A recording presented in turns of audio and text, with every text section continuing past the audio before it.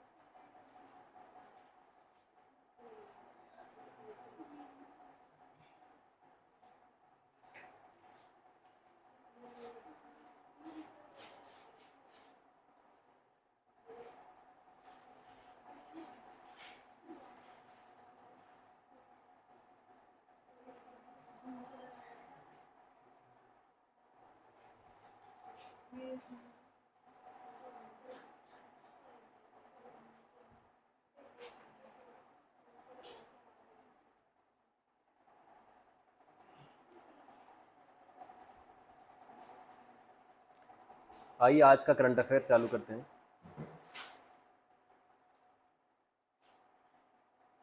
Let's discuss.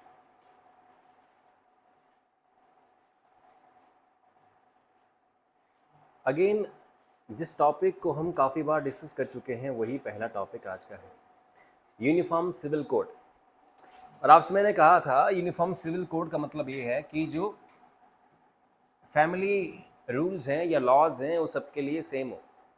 Family laws means divorce, adoption, marriage के जो कानून हैं सबके लिए सेम होने चाहिए, और वो कहता है यूनिफॉर्म सिविल कोड। तो uniform civil code speaks about having same rules for everyone. हमारे देश में डिफरेंट मज़हब के लोग हैं और सभी मज़हब के लिए डिफरेंट डिफरेंट क्या है सिविल लॉज। सिविल क्रिमिनल सबके लिए सेम है। अगर मर्डर कोई करेगा तो उसे सज़ा सेम मिलेगी, चाहे वो हिंदू है, सिख है, मुस्लिम है, क्रिश्चियन है, सबको सेम मिलेगी। मगर सिविल मैटर में ये मामला डिफरेंट है। शादियों के नियम वहाँ अलग तो कहीं और अलग, ऐसे से चलता है। और इवन तलाक के नियम भी क्या हैं, अलग अलग है। तो अभी एक्चुअली यूनिफॉर्म सिविल कोड का मुद्दा ज़्यादातर उठ रहा है when the BJP government came into power. 2014 में भाजपा की सरकार आती है और अंडर द ब्रांड मोदी या मोदित्व या मोदी या का हिंदुत्व, उसमें एक बात रिपीटेडली कही जा रही है, यूनिफॉर्म सिविल कोड लाइए, यूनिफॉर्म सिविल कोड लाइए। तो यूनिफॉर्म सिविल कोड लाना मीन्स सबके लिए सेम कानून। तो आर्ग्यूमेंट क्या है, मैं फिर रिपीट करता हूँ।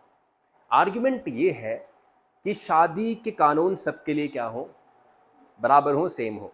जैसे मैंने कहा था last time on the lighter note कि जो हिंदू हैं या हिंदू मज़हब के लोग हैं उनको सिर्फ एक ही शादी का जो है वो प्रावधान है।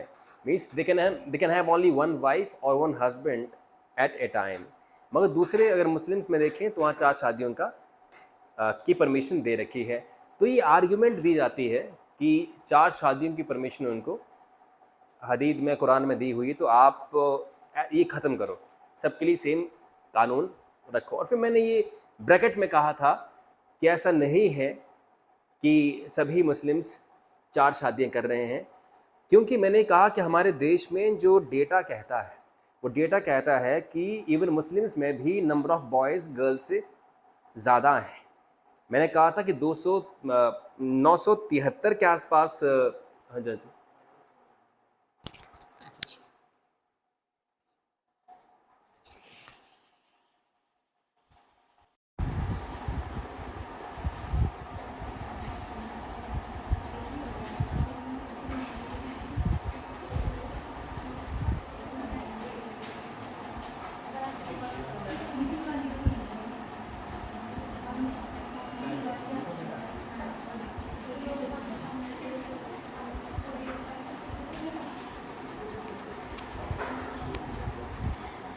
चलिए व्हाट आई एम सेइंग, मैंने कहा कि ऐसी आर्गुमेंट है कि मुस्लिम्स जो है वो 4 शादियां करते हैं, जो कि बेसलेस है। ऐसा क्यों? क्योंकि जो नंबर ऑफ बॉयज हैं वो हमारे देश में गर्ल्स से ज्यादा है। हमारे ओवरऑल देखें देश में तो 940 जो गर्ल्स हैं ओवर 1000 बॉयज। अब मुस्लिम में थोड़ा सा ये आंकड़ा अच्छा है। जैसे मुस्लिम में 1000 अगर बॉयज हैं तो उनके मुकाबले जो लड़कियां हैं वो लगभग 973-74 के आसपास है। ओवरऑल तो अच्छा है, मगर ऐसे भी देखा जाए अगर एक बॉय एक गर्ल से शादी करे मुस्लिम्स में भी, तब भी कितने मुस्लिम की शादी नहीं होने वाली है? लगभग 27 मुस्लिम की। अगर मुस्लिम्स में भी एक लड़का एक लड़की से शादी करता है तो भी 27 रह रहे हैं कुंवारे। अगर एक 4 से कर ले फिर तो क्या स्थिति होगी, राइट? तो इट मीन्स कोई आर्ग्यूमेंट है इसके पीछे? तो ऐसा कुछ नहीं है, पर इक्के दुख के एग्जाम्पल्स मिलते हैं जहां उनकी 2 शादियां हुई हैं। तो फिर उस एग्जाम्पल लेके कहते हैं कि सभी ऐसा कर रहे हैं, ऐसा कुछ भी नहीं है। ये बात और दूसरी कहां से आती है कि आर्गुमेंट ऐसे दी जाती है कि भाई 4 पत्नियां होती हैं, 40 बच्चे हैं और ये है, और ऐसे आर्गुमेंट दी जाती है। अब इस आर्गुमेंट के पीछे क्या लॉजिक है? क्योंकि आप मुझे बताओ जरा कि क्या लोग अपने बच्चों से प्यार नहीं करते हैं? किसी मजहब का हो, 40 करके क्या करना है? मतलब एजेंडा क्या है? तो जो एक ब्रिगेड है जो समझाती है लोगों को कि भाई पर्पस ये है कि भारत पे कब्जा करना है ये पर्पस है। मुझे बताइए, कब्जा ही करना हो तो भारत नेपाल पे कब्जा कर ले, पॉपुलेशन हमारी ऑलरेडी बहुत ज्यादा है। अगर पॉपुलेशन ज्यादा होने से कब्जा हो जाता तो कर कब्जा जापान पे। चीन की पॉपुलेशन जापान से कहीं अधिक है, करो कब्जा। ऐसा कुछ नहीं है, ये बेसलेस लॉजिक्स है। और वैसे भी मतलब 4 शादियां 3 शादियां ऐसा कोई कॉन्सेप्ट नहीं है, देखा जाए कि भाई होती ही होती है, ऐसा कुछ नहीं है। प्लस आज की डेट में किसी भी मजहब के पेरेंट्स हो, वो अपने बच्चों से प्यार करते हैं और वो चाहते हैं उनको सारी सुविधाएं मिले, एजुकेशन मिले, शादी अच्छी जगह उनकी हो जाए, ऐसा ऐसा ऐसा हो जाए, राइट? तो उसके लिए वो चाहते हैं बच्चों की कम से कम हो, छोटा परिवार हो, ताकि बच्चों को पढ़ा लिखा सके। मगर जिस तरीके से कहा जाता है, ऐसा लगता है कि नहीं नहीं, मतलब उनका पर्पज ही यही है कि जैसे भी मर्जी क्यों ना हो, ज्यादा होने चाहिए, ऐसा कुछ नहीं है। एक पॉलिटिशियन का नाम बताइए जो मुस्लिम हो, उसके बच्चे या 2 शादियां हो, या बच्चे 4 हो, या ऐसे हो, कुछ नहीं है। पर लालू प्रसाद यादव के 10 बच्चे हैं।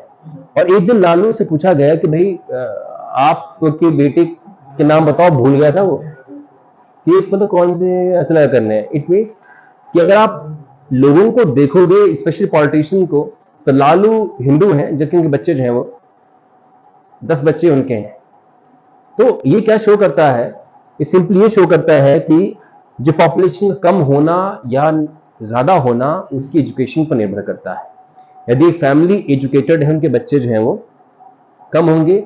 एजुकेशन नहीं है या अनपढ़ टाइप हैं तो फिर बच्चे ज्यादा, क्योंकि अनपढ़ता होती है तो उसके पास अंडरस्टैंडिंग नहीं होती कि फ्यूचर में क्या करने वाले हैं, खर्चे बहुत होने वाले हैं, इत्यादि इत्यादि इत्यादि। और खासकर सोच भी कम होती है, तो कहते हैं बच्चे बेटे होने चाहिए, तो बेटे होने के चक्कर में कई बार जो है बच्चे ज्यादा हो जाते हैं। This is the logic. तो अभी खुद प्रधानमंत्री मोदी ने कहा है, recently Prime Minister of India emphasized the crucial need for implementation of uniform civil code। मतलब प्रधानमंत्री खुद कह रहे हैं कि यूनिफॉर्म सिविल कोड होना चाहिए, नहीं कि कोई पार्टी के छोटे नेता कह रहे हैं, नहीं, पीएम खुद बोल रहे हैं यूनिफॉर्म सिविल कोड होना चाहिए। यूनिफॉर्म सिविल कोड के बेनिफिट्स होंगे, इसमें कोई शक नहीं है। अगर सेम कानून होता है तो कानून को इंप्लीमेंट करना बहुत आसान होता है, ये तो मैं मानता हूं। अगर सबके लिए सेम क्या हो कानून, तो उसे इंप्लीमेंट करना बहुत।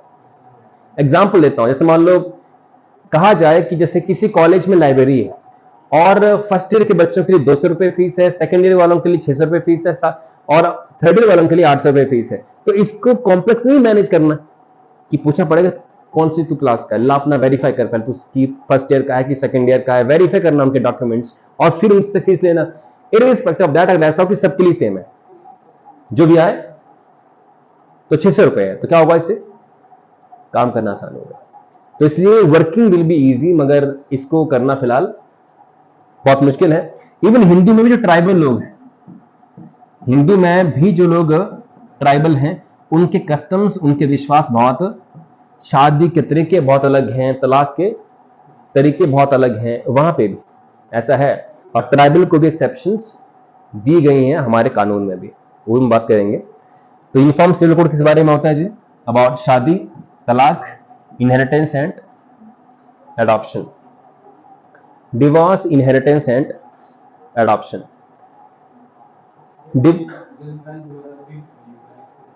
ना नहीं जरूरत है इसकी, जिन्होंने लिख रखा पहले उनको नहीं जरूरत है इसकी। अब historical background of uniform civil code. तो यूनिफॉर्म सिविल कोड की भारत में उत्पत्ति 1835 में हुई थी, अंग्रेजों के समय। तो अंग्रेजों ने कहा यार कि भारत में बड़े डिफरेंट से तरीके हैं, इनको सेम कर दो कि सबके लिए क्या हो, कानून सेम होए। बट फिलहाल 75 ईयर हो चुके हैं इंडिपेंडेंस को, और अभी तक यूसीसी अप्लाई नहीं किया गया यूनिफॉर्म सिविल कोड। कहना आसान है, इंप्लीमेंट करना बहुत मुश्किल है इसको। इसे मोदी खुद कह रहे हैं, क्योंकि चुनाव अब आ रहे हैं 24 में, तो कह रहे हैं मगर चुनाव हो जाने दीजिए, ये मुद्दा फिर खत्म हो जाएगा। तो हम तो देखते आए हैं कि जब भी चुनाव आते हैं तो ये मुद्दे उछलते रहते हैं, मगर इंप्लीमेंट करने की बात आती है इंप्लीमेंट नहीं होते हैं। और जब इंप्लीमेंट करने की बात आती है तो क्या बोलते हैं पॉलिटिशियन कि हम कम्युनिटी के बीच में जाएंगे, उनको समझाएंगे। तो समझाओ ना पहले, समझाओ उनको कि समझ, वो नहीं समझेंगे। रीजन क्या है कि हर कोई समझता है कि शादी करना उनका अपना पर्सनल मैटर है, तलाक देना उनका पर्सनल मैटर है। तो जो उनके दीन या मजहब में कहा गया वो ऐसे करेंगे वो लोग, ये उनका अपना जाती मामला है, राइट। इसमें सरकार इंटरफेयर ना करे। हाँ जी, तो ये गुड मॉर्निंग, तो ये थोड़ा सा कॉम्प्लेक्स मैटर है, बहुत कॉम्प्लेक्स है। चलिए, तो करंटली देखा जाए, currently not only Muslims but also Hindu, Jain, Buddhist, Sikh, Parsi, Jews, इन सब के अपने क्या है, पर्सनल लॉस है। सबके शादी करने के तरीके जो है वो अलग अलग है, मान्यताएं सबकी क्या है, अलग अलग है। तो और अगर आपको मैं कहूं कि अगर दो डिफरेंट मजहब के लोग हैं, उनको शादी करनी है, तो वो किस के तहत होगा?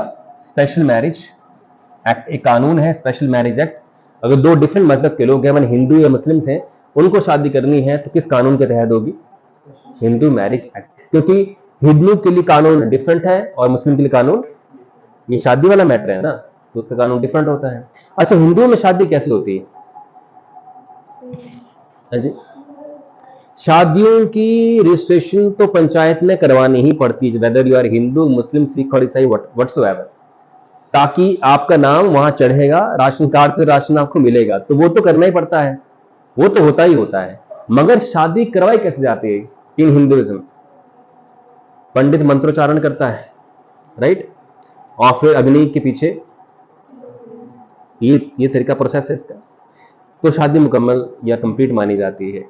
एंड अगर आप सिखों में देखेंगे तो गुरुद्वारे में वो 4 राउंड लेते हैं, राइट, और वही कोई इसमें इतना मंत्रोच्चारण तो है ही नहीं, नॉर्मल, और बस बहुत इजी है। गुरुद्वारे में आधे घंटे बंदा फ्री है, आधे घंटे में गुरुद्वारे में, आधे घंटे में ही फटाफट गुरुवाणी सुनो, निकलो बाहर, काम खत्म।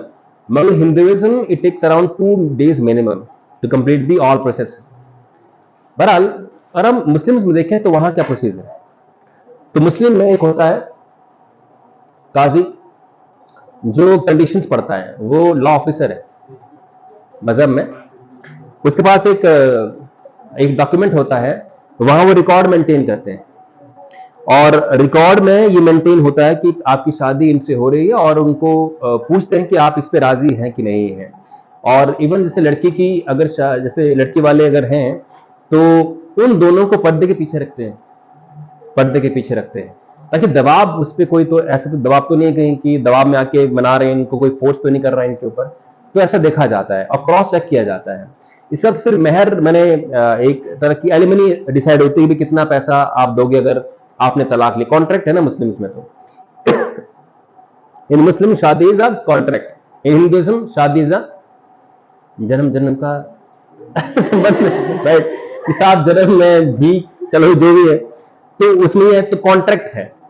अब अगर 7 जन्मों का संबंध है तो हिंदुइज्म में डिवोर्स क्यों हो रहा है, राइट?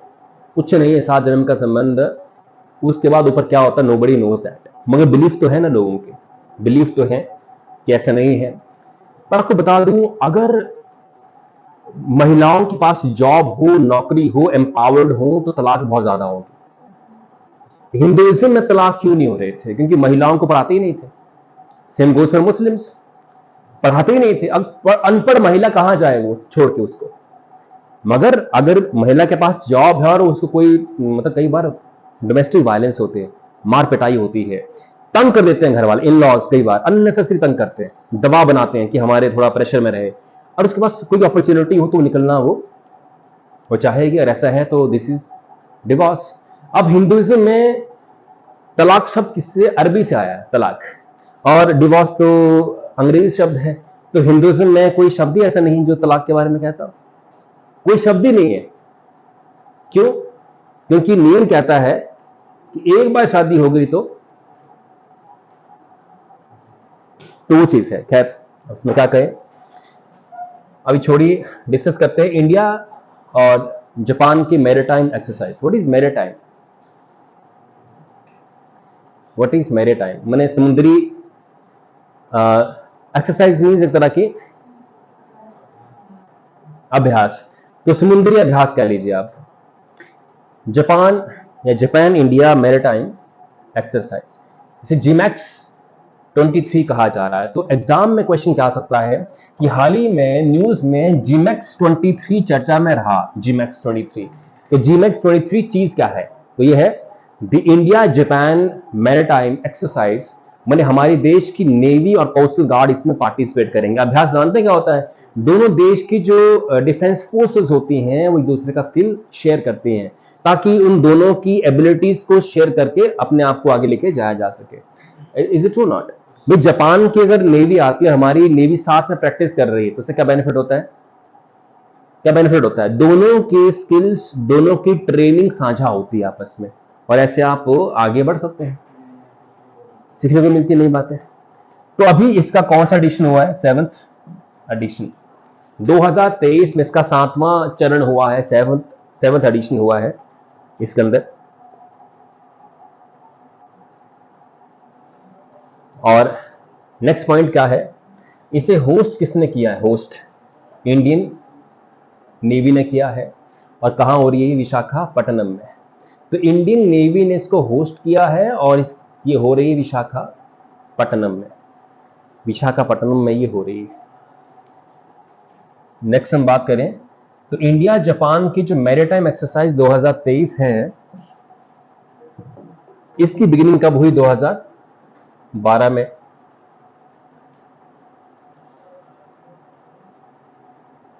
2012 में इसकी बिगिनिंग होती है, स्टार्टिंग होती है। 2012 में इसकी बिगिनिंग होती है, स्टार्टिंग होती है।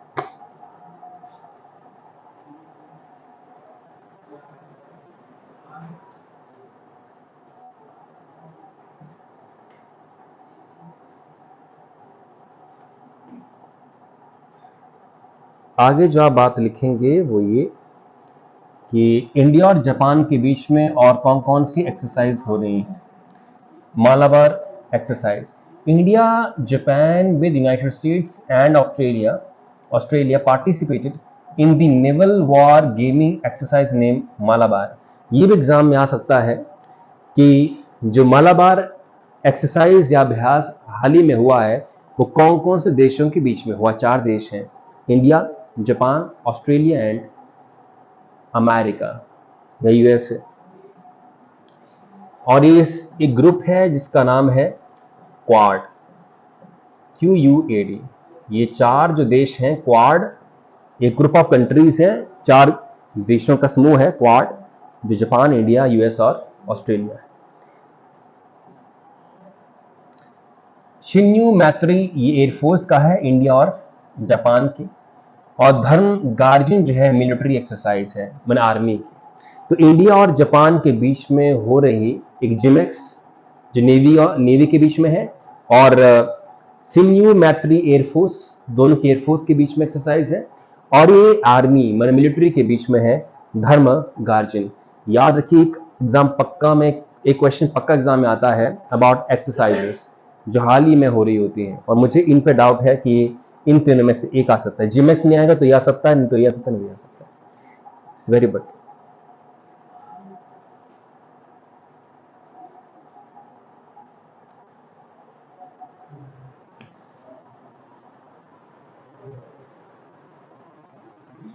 क्लास करो।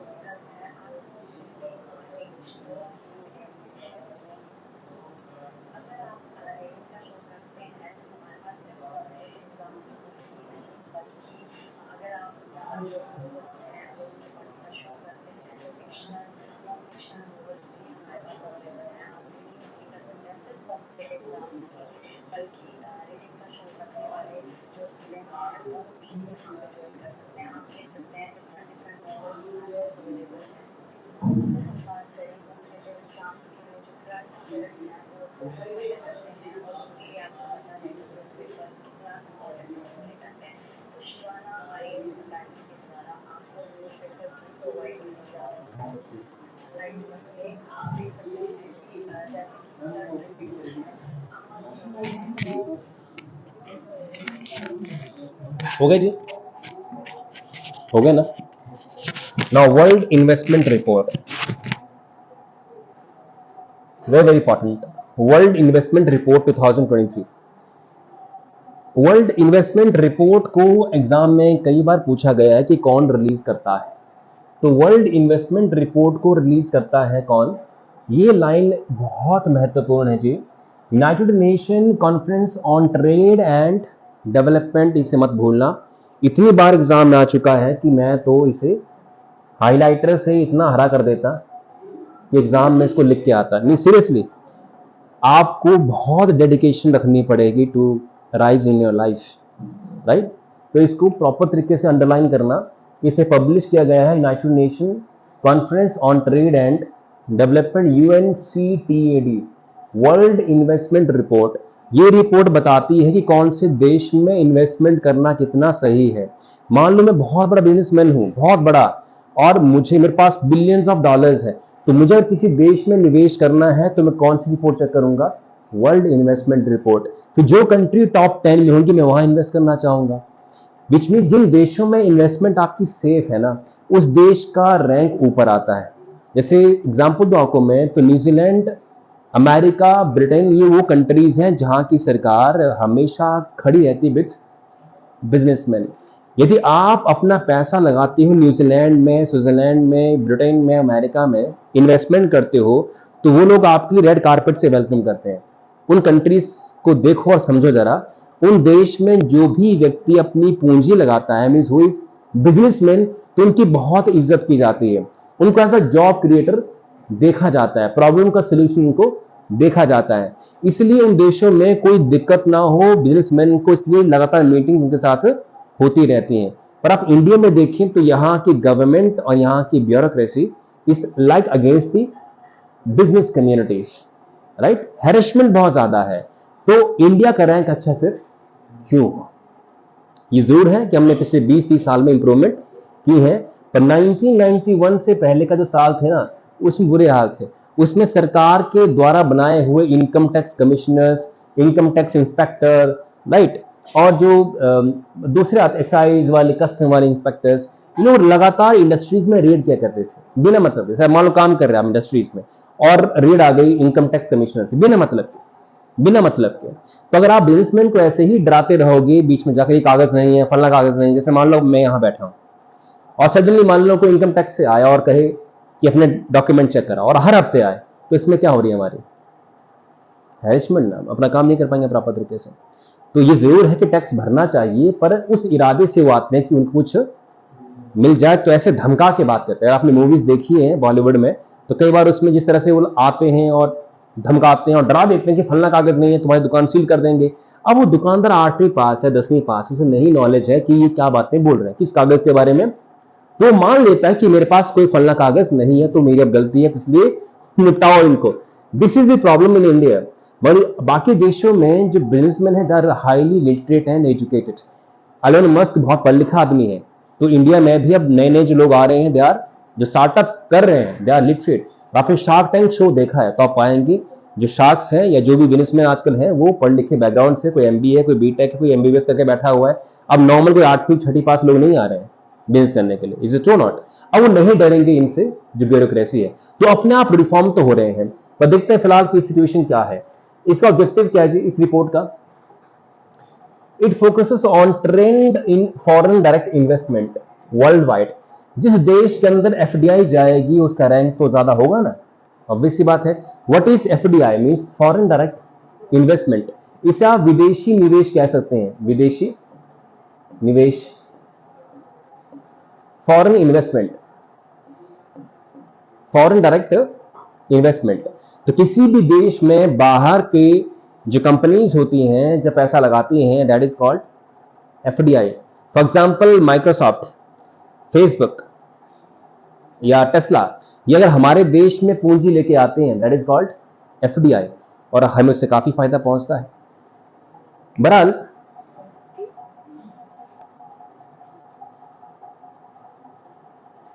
अब इसकी कुछ फाइंडिंग्स या रिपोर्ट्स क्या है। India and Asian, Asian actually 10 countries का एक ग्रुप है, Asian association of south east Asian Nations. इसमें कंबोडिया से लेकर काफी कंट्रीज आती हैं। Registered foreign direct investment increase of 10% and 5% respectively. अब एशियन इंपॉर्टेंट नहीं, आप सीधे लिखो कि भारत में एफडीआई इंक्रीज कितना हुआ है, 10%। तो इस साल की रिपोर्ट में पिछले साल के मुकाबले भारत में जो निवेश है वो इंक्रीज हुआ है, कितने परसेंट इंक्रीज हुआ है, 10%। बहुत अच्छी बात है, इंक्रीज होना चाहिए। जब विदेशी कंपनी भारत में आती है तो आप उस दुनिया में मत रहिए जो दुनिया थी पुरानी अंग्रेजों वाली दुनिया, जब east India company India I थी तो लूटने के लिए आई थी। आज नियम बहुत साफ है, आज वो कंपनीज आ रही है यहाँ पे तो जॉब्स क्रिएट कर रही हैं, पैसा बनाती है, प्लस टेक्नोलॉजी आती है। टेक्नोलॉजीज, अगर एप्पल अपना मैन्युफैक्चरिंग प्लांट इंडिया में लगा दे तो क्या होगा? अभी नोएडा साइड लगाया है, कुछ नहीं, नौटंकी है, चोरी हो गई।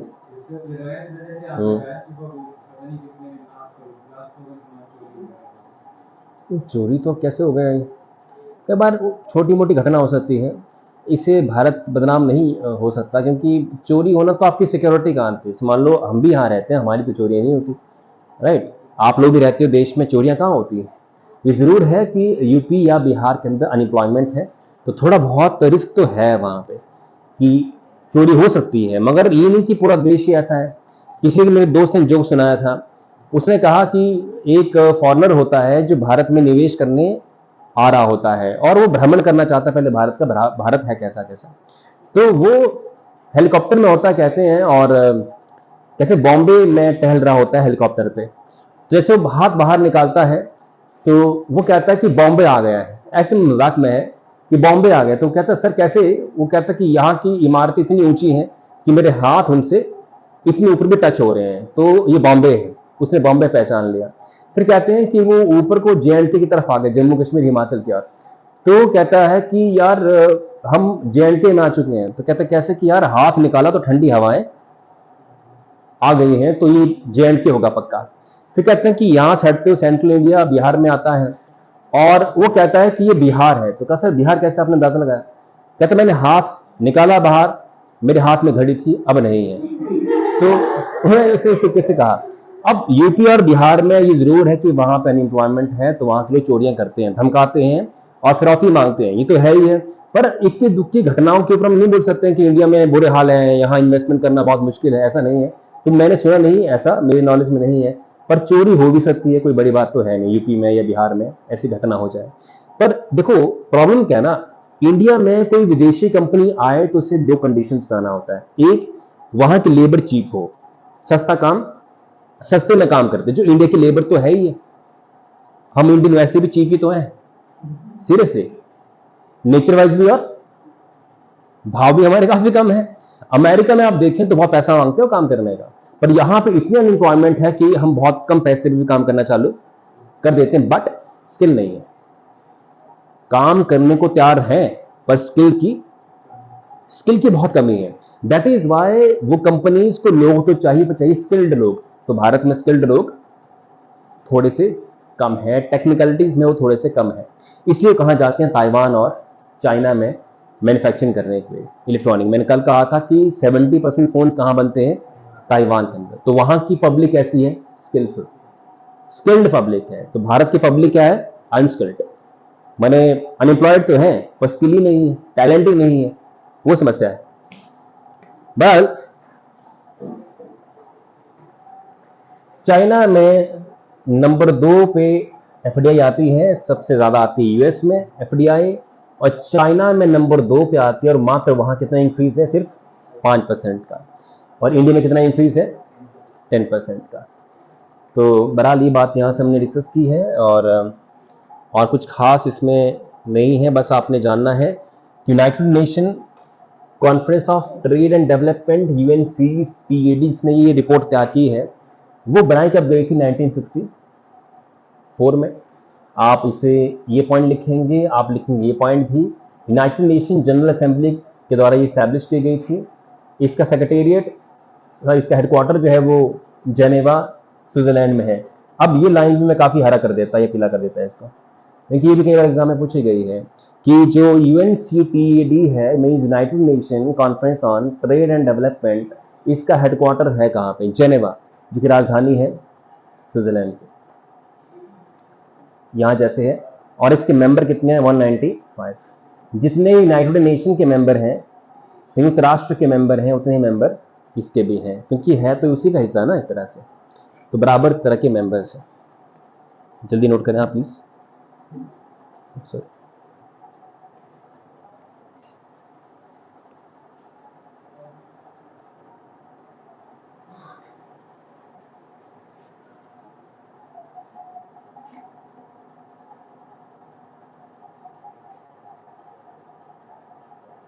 ग्रामोद्योग विकास योजना, वेरी वेरी इंपॉर्टेंट। ग्राम उद्योग आप समझ गए होंगे वैसे, ऐसे उद्योग जो कहाँ लगेंगे? गांव में, इंडस्ट्रीज। तो ग्रामोद्योग विकास योजना, सबसे इंपॉर्टेंट क्वेश्चन क्या होगा कि योजना किस प्रदेश में चालू की गई है? तो ये स्टार्ट की गई है कहाँ पे? दिल्ली में।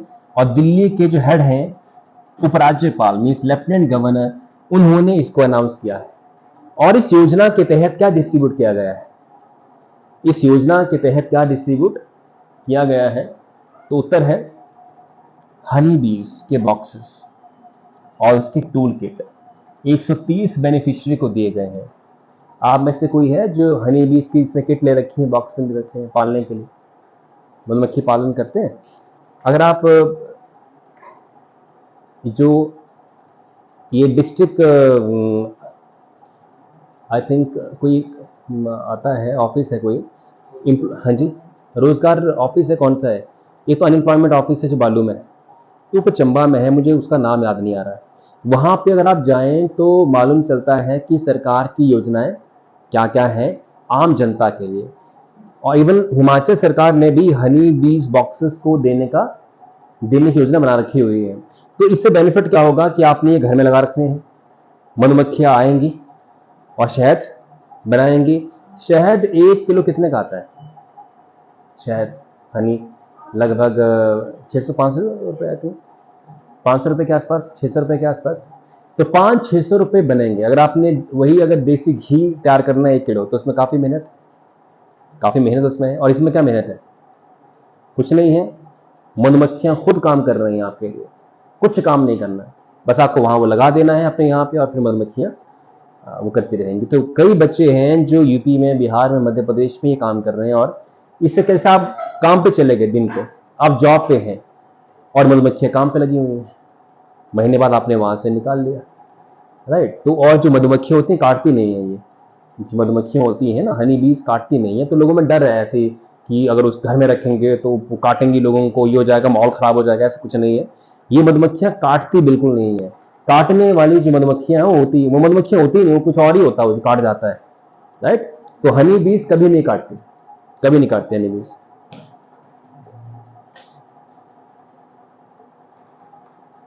अब इसमें आपने कुछ और लिखना नहीं, बस यही बात थी इसके अंदर।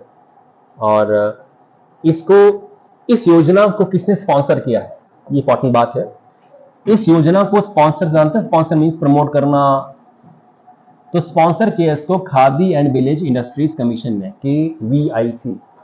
तो इस योजना को स्टार्ट किया है या स्पॉन्सर किया है एक आयोग ने, नाम उसका है khadi and village industries commission. Khadi and village industries commission ने इसको लॉन्च किया है। अब स्टैब्लिश कब हुआ, इसमें मुझे डाउट, इसलिए मैंने इसको फिलहाल छोड़ दिया है। पर आप इसे 1956 ही लिखना, क्योंकि कानून पास किया 1956 चल रहा है। तो स्टैब्लिश हुआ 1956 में, ये स्टैब्लिश हुआ 1956 के अंदर। इसका पर्पस क्या है? नाम से स्पष्ट है, खादी, मैंने खादी को प्रमोट करना है ना, खादी को प्रमोट करना, लोग खादी पहने। और खादी कहां से आके बन के आती है? गांव से बन के आती है, तो गांव के लोगों को तरक्की मिलेगी। और दूसरा, गांव में जो उद्योग हैं, जो विलेज इंडस्ट्रीज हैं, उनको काफी फायदा पहुंचेगा। और आप चंबा में थोड़ा बहुत अगर 4-5 कमरे लेके कोई अगर काम स्टार्ट करते हैं, धूप अगरबत्ती का कोई भी काम स्टार्ट करते हैं, तो आपको इस आयोग से बहुत पैसे मिलते हैं सपोर्ट के रूप में। तो सरकार बहुत कुछ कर रही है, मगर चूंकि जनता के पास अवेयरनेस कई बार ना होने के कारण भी हम आगे नहीं बढ़ पा रहे हैं। तो गवर्नमेंट बहुत कुछ कर रही है। चलिए, ये क्या बात यहाँ तक थी। अब कल हम कुछ और बातें डिस्कस करेंगे। Take a break of 2 minutes.